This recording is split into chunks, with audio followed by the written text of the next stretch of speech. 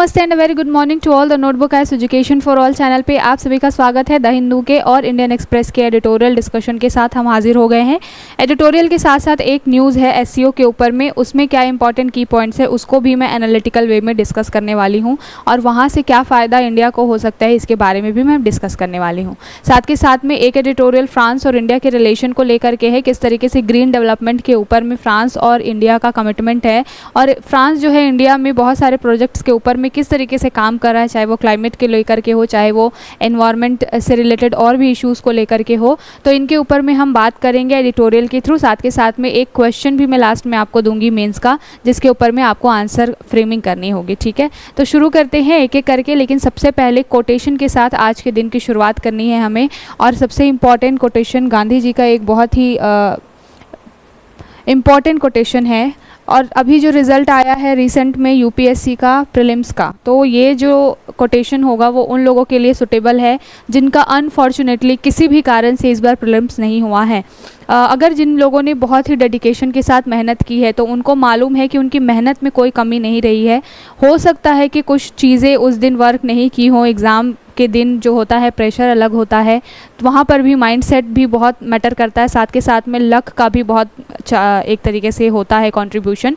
90% अगर आपकी मेहनत है तो 10 to 20% लक तो होता ही होता है। तो कोई बात नहीं है, जिनका भी नहीं हुआ है प्रीलिम्स इस बार, डरने की बात नहीं है, चिंता करने की बात नहीं है, थोड़ा सा पेशेंस रखिएगा, अगली बार ज़रूर होगा, हार्डवर्क अपना करते रहिएगा। तो आप लोगों के लिए ही कोट है मेरे पास गांधी जी का, बहुत ही फेमस कोट है कि to lose patience is the lose battle.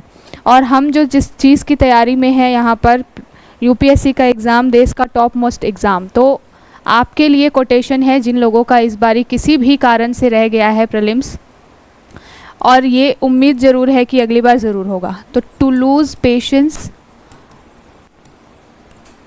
Is to lose battle.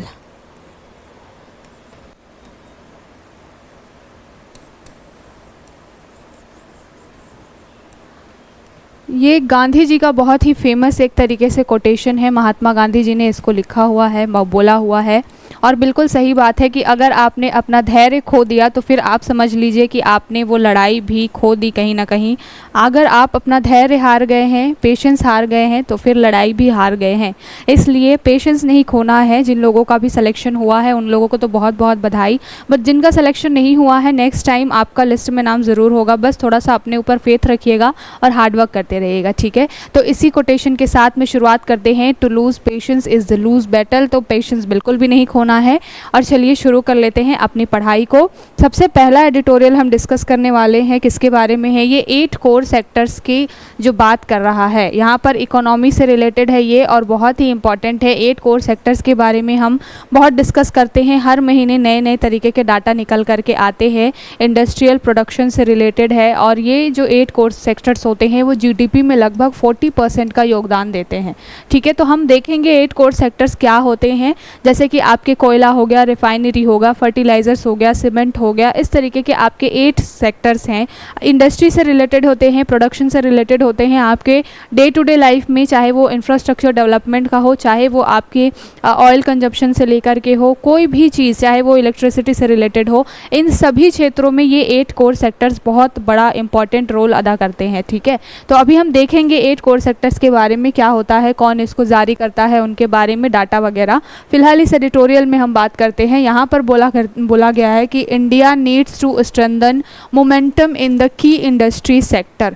तो मैंने बात की कि ये जो 8 कोर सेक्टर्स हैं ये बेसिकली इंडस्ट्री से रिलेटेड हैं। कोयला उत्पादन हो गया, रिफाइनरी प्रोडक्ट्स का उत्पादन हो गया, फर्टिलाइजर्स का उत्पादन, इस तरीके से।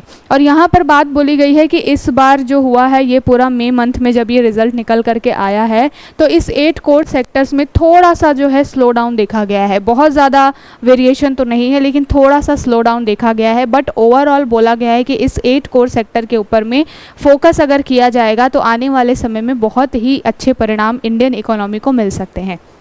तो सबसे पहले बात की जा रही है 8 कोर सेक्टर्स के बारे में कि इस बार हीट वेव जैसी कंडीशन बहुत ज़्यादा हुई, बहुत गर्मियों की वजह से, बहुत ही ज़्यादा टेम्परेचर की वजह से 8 कोर सेक्टर्स में से कई सारे सेक्टर्स ऐसे रहे जिनको नुकसान का सामना करना पड़ा, ठीक है। लेकिन कई ऐसे सेक्टर्स भी रहे जैसे कि कोल हो गया, इलेक्ट्रिसिटी हो गया, इसमें काफ़ी अच्छा बूस्ट देखने को मिला। तो अगर हम बात करते हैं 8 कोर सेक्टर्स की, तो इसमें क्या क्या आता है? इलेक्ट्रिसिटी आता है, स्टील आता है, रिफाइनरी प्रोडक्ट्स आता है, क्रूड ऑयल आता है, कोल आता है, सीमेंट, नेचुरल गैस और फर्टिलाइजर्स। इस तरीके से ये 8 कोर सेक्टर्स है जो कि इंडियन जीडीपी में लगभग अकेले मिलकर के ये क्या करते हैं, 40% का योगदान देते हैं। और ये कोर सेक्टर्स जो होते हैं बेसिकली इनका जो गणना है, कैलकुलेशन है, इसीलिए किया जाता है कि इंडियन इकोनॉमी किस तरीके से ग्रो कर रही है या फिर उसमें क्या स्लो डाउन की स्थिति है, एक अनुमान लगाने के लिए इन कोर सेक्टर्स के ऊपर में, इनके प्रोडक्शन के ऊपर में, इनकी ग्रोथ के ऊपर में बहुत ज़्यादा ध्यान दिया जाता है, ठीक है।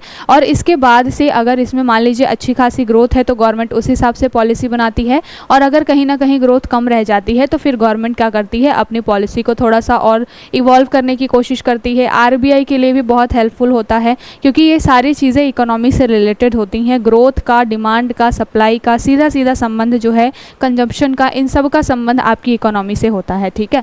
तो इन 8 कोर सेक्टर्स के बारे में बात की गई है। बेसिकली इनको कहा जाता है 8 कोर सेक्टर्स, और इसके बारे में जो गणना है वो कौन करता है, आईआईपी, यानी कि औद्योगिक उत्पाद सूचकांक जो है वो इनके बारे में पूरे 8 कोर सेक्टर्स के बारे में एक तरीके से गणना करके एक इंडेक्स जारी करते हैं, और उसमें आईआईपी के थ्रू ये पता चलता है कि किस सेक्टर में कितनी ग्रोथ हो रही है और किस सेक्टर में कितनी कमी आ रही है, ठीक है। तो इसको लेकर के ये जो पूरा आईआईपी जो है वो गणना जारी करती है, उसी के माध्यम से अभी बताया गया है कि जो मई मंथ में पूरा डाटा आया है इसमें थोड़ा सा स्लो डाउन देखा गया है। कुछ ऐसे सेक्टर्स हैं इन 8 कोर सेक्टर्स में से जिनमें बहुत स्लो डाउन की स्थिति है, बट अगर कोल की बात कर लीजिए और आप बात कर लीजिए इलेक्ट्रिसिटी की, तो यहाँ पर जो है अच्छा खासा ग्रोथ देखा गया है, क्योंकि जैसे जैसे गर्मियाँ बढ़ती हैं और वैसे वैसे ही गर्मियों के मौसम में इलेक्ट्रिसिटी की एक तरीके से कंजप्शन जो है वो बढ़ जाता है। फिर अगर कंजप्शन बढ़ रहा है तो फिर उस क्षेत्र में प्रोडक्शन भी बढ़ाना पड़ेगा, तो इसलिए आपको हीट वेव की वजह से बाकी सारे सेक्टर्स भले ही एक तरीके से स्लो डाउन की स्थिति में देखे हों, बट इलेक्ट्रिसिटी वाला जो सेक्टर है वो आपको ग्रोथ में देखने को मिला है, ये इस एडिटोरियल में बात कर रहा है। साथ के साथ में इसमें बोला जा रहा है कि ये जो पूरा 8 कोर सेक्टर्स को लेकर के जो डाटा रिलीज होता है आईआईपी के थ्रू, ये कौन करता है, ministry of commerce and industrial affairs, ठीक है। तो ये जो कॉमर्स मंत्रालय है यानी कि वाणिज्य मंत्रालय है, ये क्या करता है, समय समय पर डाटा जारी करता है, और इसमें अभी एक्सपेक्टेड ग्रोथ जो देखी गई है लगभग 10.2 से लेकर के अभी 12.8% तक की ग्रोथ इसमें देखी गई है, ठीक है। तो यहाँ पर बेसिकली ये जो एडिटोरियल लाने का मतलब यही है कि अभी हमें मालूम है इसी जुलाई में जो बजट का सेशन बजट जो है वो पेश किया जाने वाला है। तो यहाँ पर बात की गई है इस पूरे एडिटोरियल में कि जिन 8 कोर सेक्टर्स के ऊपर में सबसे ज़्यादा फोकस दिया जाता है या इनका सबसे ज़्यादा वेटेज होता है, इसमें जो ट्रेंड्स दिखाई दे रहे हैं उसके हिसाब से इस बार बजट में चीज़ें प्रोजेक्शन होनी चाहिए, और बजट में इन सेक्टर्स को ध्यान में रखते हुए इनको कितना अच्छा हम और ज़्यादा स्ट्रेंथन कर सकते हैं इसके बारे में इस बजट में बात होनी चाहिए, चर्चा होनी चाहिए। यहाँ पर कुछ और चीज़ें बोली गई हैं कि कुछ मामले जैसे कि फर्टिलाइज़र हो गया, सीमेंट हो गया, इन सब में थोड़ा सा क्या दिखा गया है, ईयर बाय ईयर थोड़ा सा कमी देखी गई है।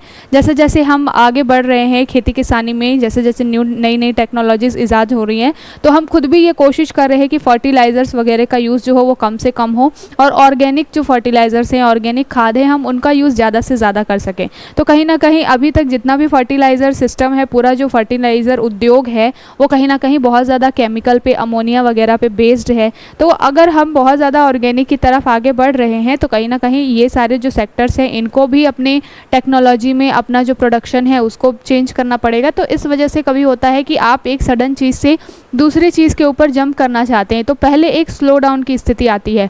जब नई चीज़ें शुरू करने को हम जाते हैं ना, तो पहले हमें कई चीज़ें अरेंज करने में या कई चीज़ें समझने में वक्त लगता है, सीखने में वक्त लगता है, वैसी ही चीज़ है। इस वजह से कुछ सेक्टर्स ऐसे हैं कोर इंडस्ट्रीज़ में जैसे फर्टिलाइज़र वगैरह, इनमें थोड़ा सा स्लो डाउन की स्थिति देखी जा रही है। लेकिन यहाँ पर एक अच्छी चीज़ बोली गई है कि पिछले 19 सालों में अगर हम तुलना करते हैं इन 8 कोर सेक्टर्स की, तो पिछले 19 सालों की तुलना में ये पता चलता है कि इन 8 कोर सेक्टर्स ने काफ़ी अच्छा जो है वो ग्रोथ किया है। साथ के साथ में अगर 40% जो है वो यह GDP में योगदान दे रहे हैं, तो सोचिए कि इसमें जो है एम्प्लॉयमेंट कितना ज़्यादा होगा। जैसे कि हम हमेशा बात करते हैं जो भी हमारा अनऑर्गेनाइज सेक्टर है और ऑर्गेनाइज सेक्टर्स क्या होते हैं, जो कि गवर्नमेंट के रूल के अंदर आते हैं। कंपनी को बहुत सारे एक्ट्स वगैरह, उनके रूल वगैरह फॉलो करने पड़ते हैं। लेकिन जो अनऑर्गेनाइज सेक्टर्स क्या होते हैं, जिनमें जो वर्कर होते हैं उनको सोशल सिक्योरिटी नहीं होती है। और ये अनऑर्गेनाइज सेक्टर्स जो होते हैं उनमें जो कंपनियां होती हैं, उनमें जो उद्योगपति होते हैं, उनको गवर्नमेंट के बहुत सारे वो रूल्स वगैरह फॉलो करने से बच जाते हैं, है ना। लेकिन हमारे यहाँ पे विडंबना यही है कि 90% जो लोग हैं हमारे यहाँ पे वो अनऑर्गेनाइज सेक्टर्स में ही क्या है, काम करते हैं। और इन अनऑर्गेनाइज सेक्टर्स में भी सबसे ज़्यादा जो काम है वो मैन्युफैक्चरिंग वाले क्षेत्र में होता है, ठीक है। और साथ के साथ अगर हम जिस टॉपिक की अभी बात कर रहे हैं 8 कोर सेक्टर्स की, इसमें भी आपको मैन्युफैक्चरिंग लेवल पे बहुत ज़्यादा लोग क्या है इसमें इवॉल्व दिखाई देंगे, ठीक है। तो इन्वॉल्वमेंट के हिसाब से अगर देखें, एम्प्लॉयमेंट के हिसाब से देखें, तो भी ये 8 कोर सेक्टर्स जो है वो बहुत ही ज़्यादा इंपॉर्टेंट रोल अदा करते हैं आपकी इंडियन इकोनॉमी के अंदर में, ठीक है। तो इसके बारे में बात की गई है कि अभी जो है इन जो ट्रेंड्स हैं इनमें ग्रोथ देखी जा रही है, भले स्लो डाउन की स्थिति है। स्लो डाउन भी बहुत बेसिक है, जिस पिछले हर महीने में इसकी तुलना की जाती है, और पिछले महीने की तुलना में इस महीने का जो पूरा आया हुआ है मई टू जून महीने का, तो इसमें जो है 0.8% का ही एक तरीके से स्लो डाउन है। बाकी ओवरऑल जो ग्रोथ है वो 8 कोर सेक्टर्स की काफ़ी अच्छी है। इनका वेटेज जो है जीडीपी में वो भी काफ़ी अच्छा है, और साथ के साथ में एम्प्लॉयमेंट के हिसाब से भी काफ़ी ज़्यादा लोग इसमें क्या है शामिल हैं, इस क्षेत्र के अंदर में काम कर रहे हैं। तो इन सभी के ऊपर में ध्यान देने की बात की गई है। साथ के साथ में यहाँ पर बोला गया है कि जो भी बजट अब इस बार आने वाला है उसमें इन 8 कोर सेक्टर्स के ऊपर में बहुत ही ज़्यादा ध्यान दिया जाए। अब देखिए 8 कोर सेक्टर्स में जो है कोयला है, जैसे तो कोयला के बारे में अभी हमने देखा कि कोल जो सेक्टर है या कोल इंडस्ट्री जो है वो तो ग्रोथ कर रही है इस 8 कोर सेक्टर में। लेकिन हमने टारगेट रखा हुआ है बाय 2070 तक हमने नेट ज़ीरो कार्बन एमिशन का टारगेट रखा हुआ है। और इस नेट ज़ीरो कार्बन एमिशन को प्राप्त करने के लिए या रीच करने के लिए हमको क्या करना पड़ेगा, हमें ये करना पड़ेगा कि कोयले का जो यूज़ है वो कम से कम करना पड़ेगा। यानी कि आने वाले समय में कोल इंडस्ट्री जो इतना ज़्यादा बूम कर रही है इसको थोड़ा सा कंट्रोल करना पड़ेगा। लेकिन वहीं पर बाकी जो जैसे नेचुरल गैस की इंडस्ट्री हो गई है, साथ के साथ में और भी इम्पॉर्टेंट रिफाइनरी वगैरह से रिलेटेड जहाँ पर जो इंडस्ट्रीज़ हैं इनके ऊपर में हमें क्या करना पड़ेगा, फोकस बढ़ाना पड़ेगा। तो इसीलिए बोला गया है कि ट्रेंड एनालिसिस को देखते हुए जिन सेक्टर्स में आपको दिख रहा है कि ग्रोथ अच्छी खासी है, वहाँ पर भी आप ये देखिए कि आपके क्या विजन्स हैं और आने वाले समय में किन चीज़ों के ऊपर में ध्यान देना ज़रूरी है। जैसे अगर हम बात कर रहे कोल के बारे में, अभी हमने जैसे बात की कि कोल सेक्टर जो है काफ़ी अच्छा ग्रो कर रहा है, लेकिन हमारा जो नेट जीरो कार्बन एमिशन का टारगेट है बाय 2070 उसको देखते हुए हमें कोल सेक्टर में जो है ग्रोथ है उसको थोड़ा सा रोकना पड़ेगा। क्यों रोकना पड़ेगा? क्योंकि हमें बहुत सारे मैकेनिज़्म लगाने पड़ेंगे सो दैट जो कोयले का यूज़ है वो कम से कम हो और जो क्लाइमेट है या फिर जो एनवायरनमेंट है उसको नुकसान कम से कम हो। साथ के साथ में हमें काम किसके ऊपर में बढ़ाना पड़ेगा, तो फोकस हमें नेचुरल गैस वगैरह पे फोकस बढ़ाना पड़ेगा। साथ के साथ रिफाइनरी प्रोडक्ट्स वगैरह हैं इनके ऊपर में। तो इस तरीके से इलेक्ट्रिसिटी के ऊपर में हमें काम करना पड़ेगा कि इलेक्ट्रिसिटी तो हमारी नीड है, उसमें तो कमी नहीं कर सकते, लेकिन रिन्यूएबल एनर्जी के थ्रू हम इलेक्ट्रिसिटी वगैरह जनरेट करें, हमें इसके ऊपर में फोकस देना पड़ेगा। तो इसीलिए जब भी बात की गई है इस एडिटोरियल में कि इस तरीके की रिपोर्ट जब भी आती है तो वो गवर्नमेंट को कहीं ना कहीं एक फ्रेमवर्क, एक खाका देती है कि भाई आपको बजट में या आने वाले समय में इस तरीके की चीज़ें करनी चाहिए, ये आपका ट्रेंड है और इसके ट्रेंड के हिसाब से आपको अपने पॉलिसीज़ में कुछ चेंजेस लाने पड़ेंगे। तो इन्हीं के ऊपर में ये छोटा सा एडिटोरियल था जिसके ऊपर में बात की गई है। और कोई इंपॉर्टेंट बहुत सारे पॉइंट्स जो नहीं हैं, बेसिकली बोला जाए कि ये जो पूरा डाटा है वो निकालता कौन है, तो एक PMI इंडेक्स होता है जिसको बोलते हैं परचेजिंग मैनेजमेंट इंडेक्स, ठीक है। तो PMI यानी कि परचेजिंग मैनेजर इंडेक्स जो होता है वो बेसिकली इसी के बारे में बात करता है, मैन्युफैक्चरिंग क्षेत्र के बारे में ही बात करता है कि क्या एक ट्रेंड चल रहा है इकोनॉमी के अंदर में। ये जारी कौन करता है? HSBC। तो HSBC का भी जो PMI इंडेक्स है उसमें भी इसी तरीके का एक तरीके से सजेशन दिया गया है that activity at factories rebounded last month from May's heat wave hit 3 month low. तो यहाँ पर बात की गई है कि PMI ने भी एक तरीके का सजेशन दिया है कि हीट वेव की वजह से यहाँ पर पिछले 3 महीने में कुछ कुछ कमियां हैं, कुछ कुछ स्लो डाउन की स्थिति दिखाई दी है, बट यहाँ पर बोला गया है कि according to HSBC India comfortably above the long run average, the survey also indicates the manufacturing stepped up out buying to meet buoyant demand. तो यहाँ पर यही बात की गई है कि कुछ सेक्टर्स ऐसे हैं जहाँ पर पॉइंट की एक तरीके से 0.8 की या फिर बहुत कम एक तरीके से क्या है कमी देखी गई है, लेकिन इन सेक्टर्स के ऊपर में बहुत ही अच्छी ग्रोथ आने वाले समय में दिखाई दे रही है। और अगर पिछले कुछ सालों से हम उसकी तुलना करते हैं तो रैपिडली हम जो है वो बढ़ ही रहे हैं, आगे की तरफ ही बढ़ रहे हैं। तो इस वजह से बात की गई है, सजेशन दिया गया है गवर्नमेंट को कि किस तरीके से हम बजट वगैरह बनाने में या पॉलिसी अपनी फ्रेमिंग करने में क्या कर सकते हैं, इस तरीके के चीज़ों को ध्यान में रखते हुए एक अच्छा जो है फ्रेमवर्क तैयार कर सकते हैं। अब अगर थोड़ा सा बात कर लेते हैं 8 कोर सेक्टर्स के बारे में, तो मैंने इसमें बताया कि 8 कोर सेक्टर्स है कौन। यहाँ से आपके प्रीलिम्स के लिए फैक्चुअल क्वेश्चन भी बन जाता है। अभी तक हमने बात मेंस के पर्सपेक्टिव से थोड़ा सा एनालाइज करके की कि क्या ट्रेंड चल रहा है, किस बारे में बात हो रही है। यहाँ पर अगर प्रीलिम्स के लिहाज से देखें तो electricity, steel, refinery products, crude oil, coal, cement, natural gas और फर्टिलाइजर्स, ये आपके टोटल 8 कोर सेक्टर्स हैं। IIP जो है इनके लिए क्या करता है, सूचकांक जारी करता है, औद्योगिक उत्पाद सूचकांक। ठीक है, तो इन 8 उद्योगों को अगर हम देखें तो इनकी पूरा मिला करके 8 उद्योगों की संयुक्त भागीदारी आपको 40% की GDP में दिखाई देगी। अब देखें इनमें भी एक क्वेश्चन बनता है कि इन 8 कोर सेक्टर्स में से सबसे ज़्यादा वेटेज किसका है, तो सबसे ज़्यादा जो वेटेज है वो आपको दिखाई देगा रिफाइनरी का।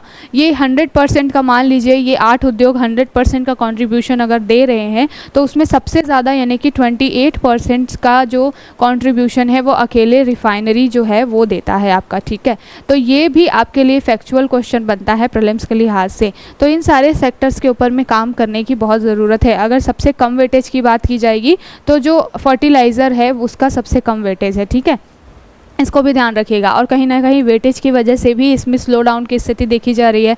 उसके बाद अगर हम देखें रिफाइनरी प्रोडक्ट्स का सबसे ज़्यादा वेटेज है, फिर सेकंड नंबर पे आपको इलेक्ट्रिसिटी जो है वो सबसे ज़्यादा वेटेज में दिखाई देगा, एंड देन स्टील जो है वो आपको वेटेज में दिखाई देगा। तो इस तरीके से आपको थोड़ा सा असेंडिंग डिसेंडिंग ऑर्डर में भी क्या करना है, जमा लेना है। यहाँ से आपके लिए प्रीलिम्स के लिए भी क्वेश्चन बन जाता है। तो हम कोई भी टॉपिक को अगर कर रहे हैं तो हम क्या कोशिश करते हैं कि हम आपका प्रीलिम्स और मेंस दोनों के हिसाब से ही क्या करें, तैयारी कराएं। ठीक है, तो इलेक्ट्रिसिटी जो है इसमें जो है वेटेज है वो रिफाइनरी के बाद सेकंड नंबर पे आता है, और उसके बाद आपका थर्ड नंबर पे आएगा स्टील। अगर बात करें कि सबसे कम वेटेज किसका है इन 8 कोर सेक्टर्स में, तो फर्टिलाइजर्स का जो सबसे कम वेटेज दिखाई देता है। ठीक है, तो ये जो है कोर सेक्टर से रिलेटेड था, बहुत छोटा सा एडिटोरियल था, बहुत कुछ इंपॉर्टेंट नहीं था, लेकिन प्रीलिम्स के लिहाज से भी बहुत ज़्यादा ही एक तरीके से यहाँ से क्वेश्चन बनते हैं, इस वजह से मैंने इसको सबसे पहले डिस्कस किया है।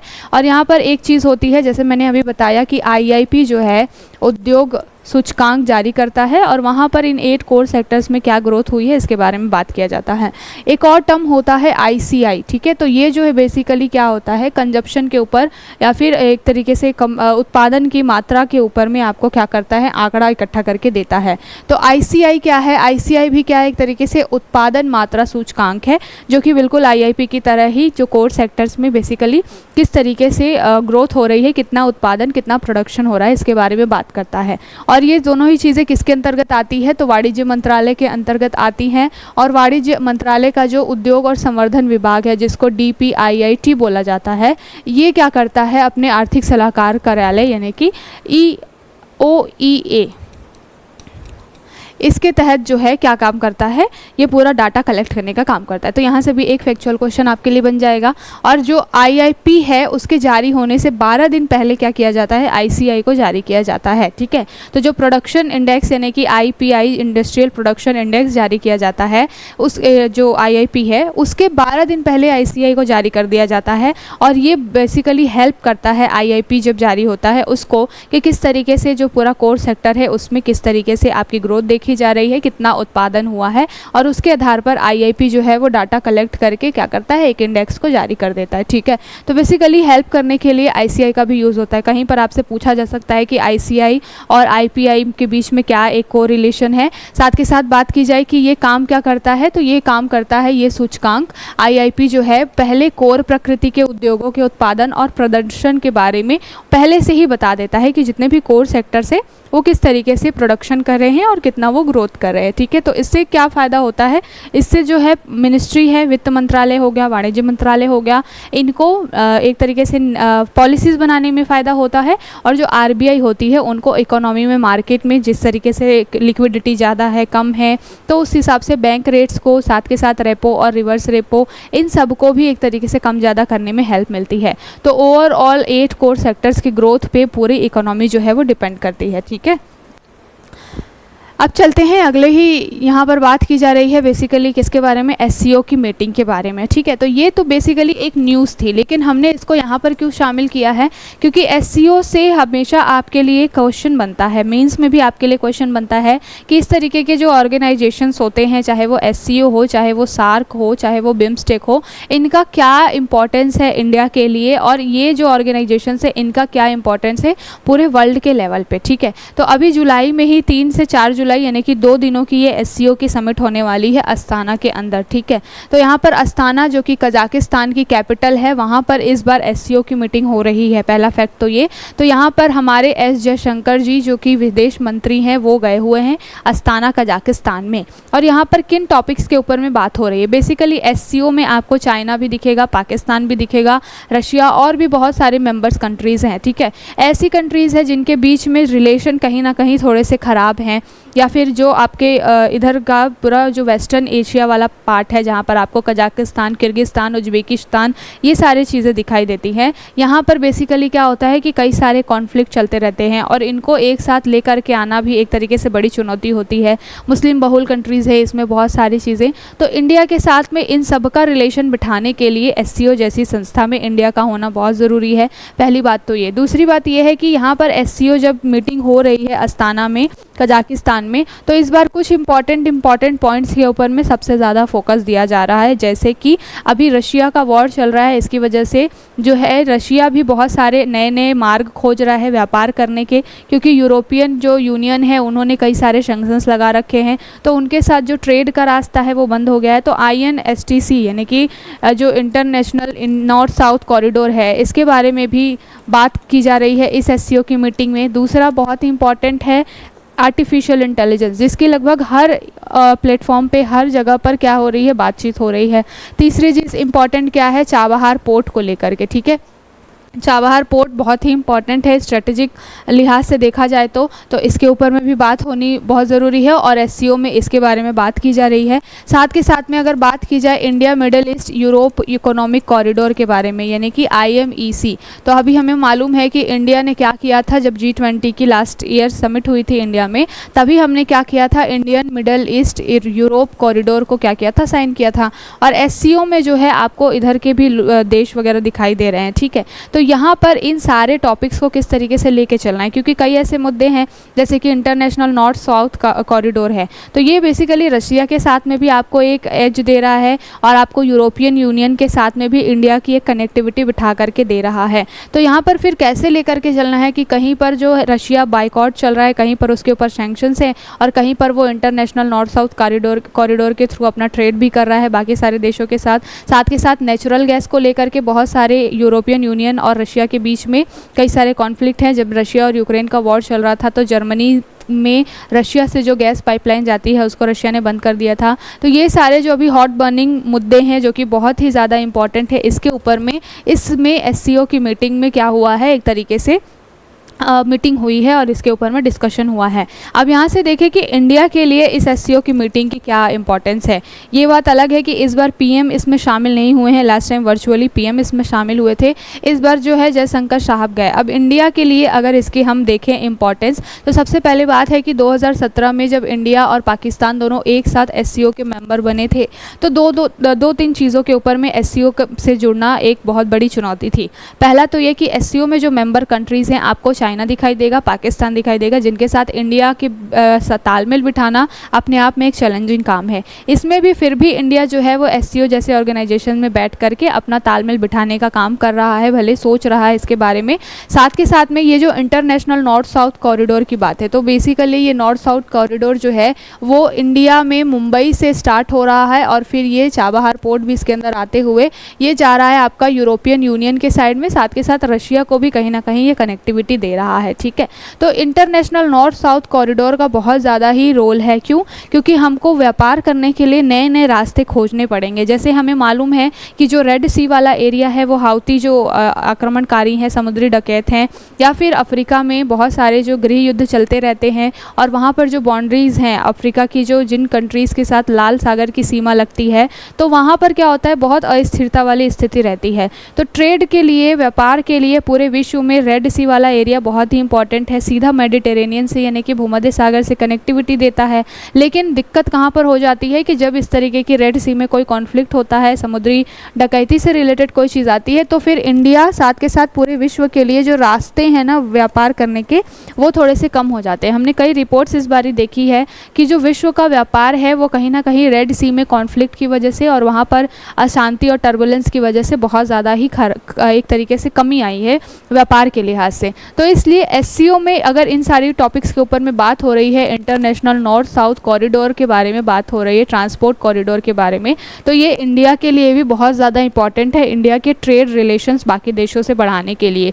दूसरी बात अगर हम कर रहे हैं India middle east Europe economic corridor के बारे में, ठीक है। तो यहाँ पर एससीओ में आपको ईरान भी दिख रहा है, रशिया भी दिख रहा है, और ये जो पूरा एक जो रीजन है या फिर पूरी कंट्रीज़ हैं वो क्या है, आईएमईसी यानी कि मिडिल ईस्ट के अंतर्गत भी आपको यहाँ पर दिखाई देंगी कुछ ऐसी कंट्रीज़। साथ के साथ में यूरोपियन यूनियन के साथ में इसका रिलेशन हो रहा है। तो इंडिया जो है एससीओ की मीटिंग में बहुत इंपॉर्टेंट रोल रखता है। अगर मान लीजिए एससीओ के बाकी जो देश हैं जो कि किसी भी तरीके से यूरोपियन यूनियन से नहीं जुड़े हैं या कोई भी इशू है, जैसे रशिया हो गया, वो बाइकॉट चल रहा है बहुत सारी जगहों से, तो वहाँ पर इंडिया जो है वो एससीओ में एक लीडर के रूप में आ सकता है, शामिल हो सकता है, या अपनी एक बहुत ही इंपॉर्टेंट प्रेजेंस जो है वो दिखा सकता है, क्योंकि उसके पास में इंटरनेशनल जो ये इकोनॉमिक कॉरिडोर है, India middle east European economic corridor, ठीक है।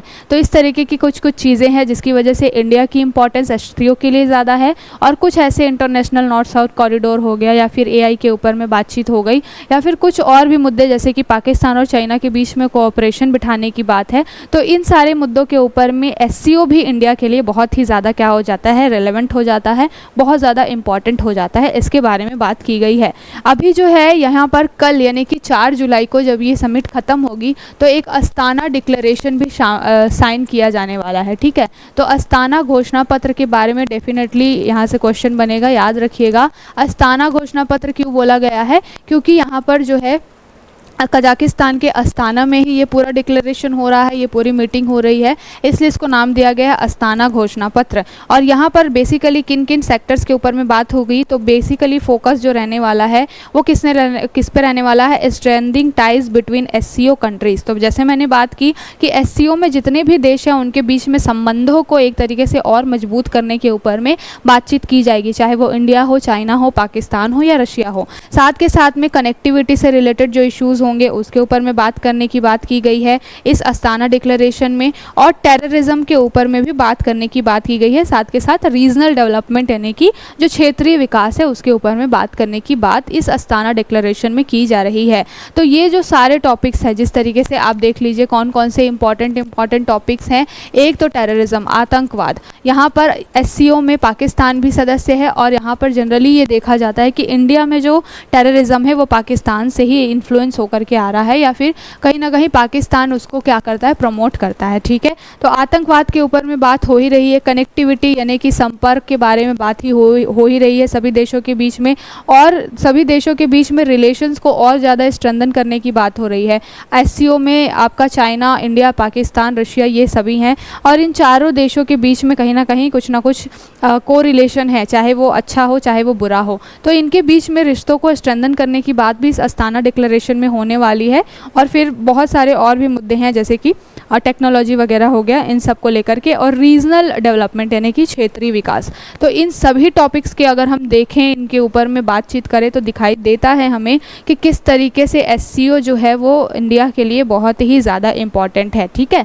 तो इसी तरीके से यहाँ से आपके लिए क्वेश्चन बन जाएगा कि कि एससीओ की विश्व के लिए साथ के साथ में भारत के लिए क्या महत्ता है या फिर क्या इंपॉर्टेंस है, इसके बारे में चर्चा करिए 150 शब्दों में या 200 शब्दों में, ठीक है। तो आपको क्या करना होगा, सबसे पहले तो आपको रेफरेंस देना होगा एससीओ के बारे में कि इस बार एससीओ की मीटिंग कहाँ पर हो रही है और बेसिकली इसमें कौन कौन से देश है। अभी मैं कुछ फैक्चुअल भी चीज़ें बताऊंगी इसके बारे में। उसके बाद फिर आपको बताना होगा कि एससीओ का रिलेवेंस क्यों है इंडिया के लिए, और फिर ये भी बताना होगा कि इंडिया जो है वो किस तरीके से स्ट्रॉन्ग पोजीशन रखता है एससीओ के अंदर, ठीक है। चाहे हम बात करें Indian middle east European council वगैरह के बारे में, ठीक है, कोऑपरेशन के बारे में।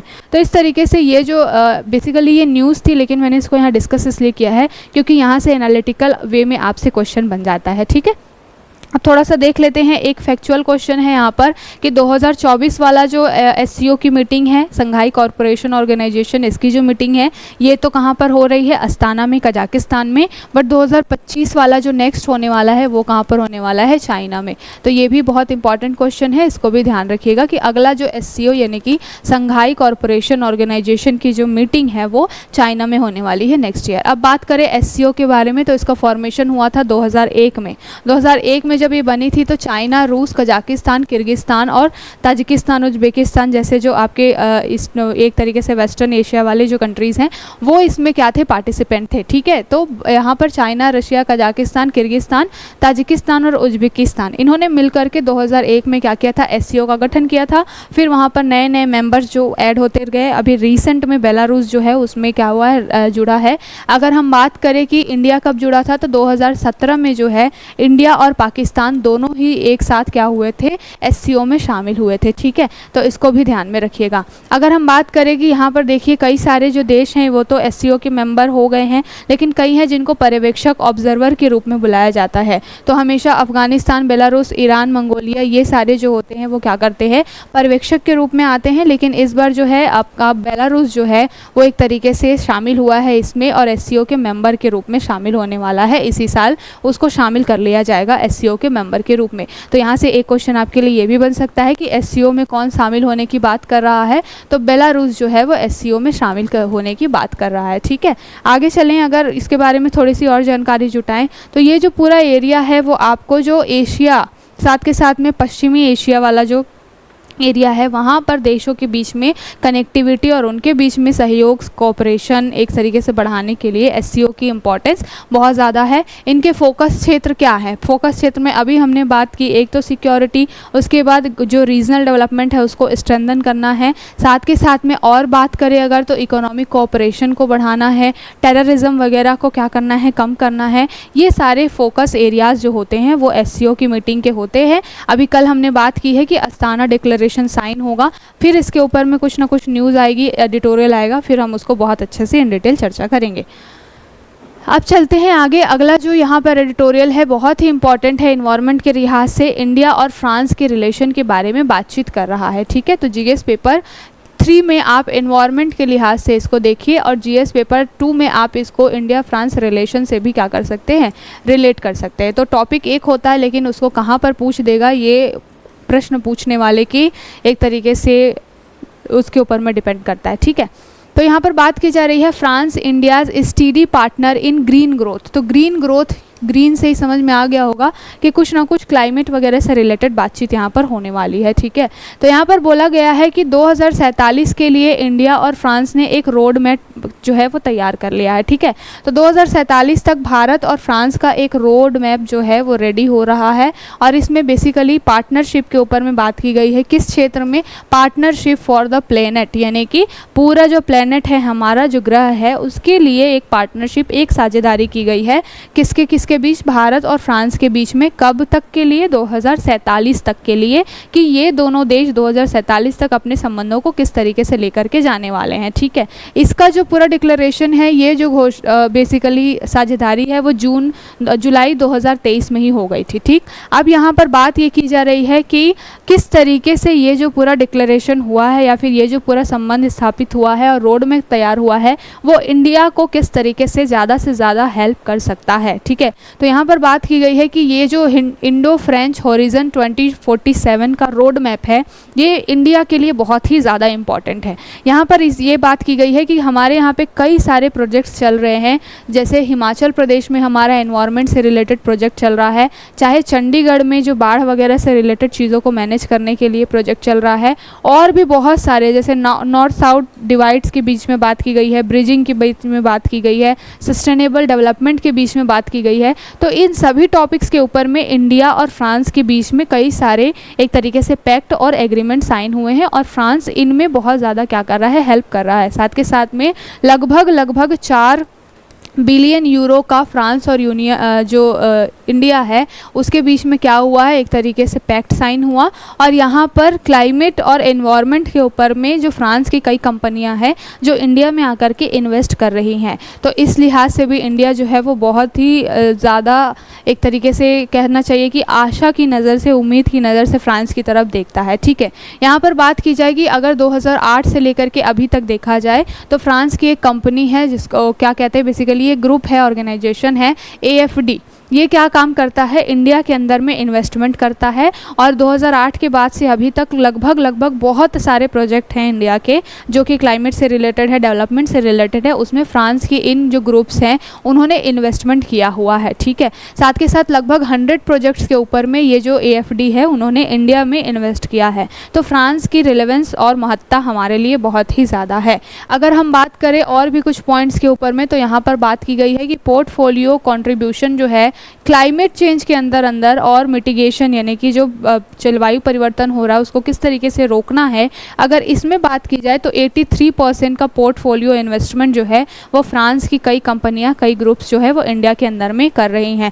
तो सोचिए आज के डेट में हमारे लिए सबसे ज़्यादा चैलेंजिंग जो है वो क्लाइमेट का मुद्दा है। ठीक है ना, हमारे लिए क्या, सभी के लिए बहुत ज़्यादा चैलेंजिंग है, क्योंकि कहीं ना कहीं एक डर है कि अगर ये चीज़ें अभी रोकी नहीं गई हैं तो आगे आने वाले समय में हमारी जो पृथ्वी है वो भी पूरी नष्ट हो सकती है। तो क्लाइमेट के ऊपर में बहुत ज़्यादा फोकस है, और इन सबको ध्यान में रखते हुए फ्रांस जो है वो क्लाइमेट को लेकर के इंडिया को इतना ज़्यादा हेल्प कर रहा है। साथ के साथ हमें मालूम है कि 2015 में हमने इंटरनेशनल सोलर अलायंस की स्थापना भी किसके साथ मिलकर के की थी, फ्रांस के साथ ही मिलकर के की थी। फ्रांस और इंडिया जो है यही इनके क्या थे, इस्टेब्लिश करने वाले देश थे।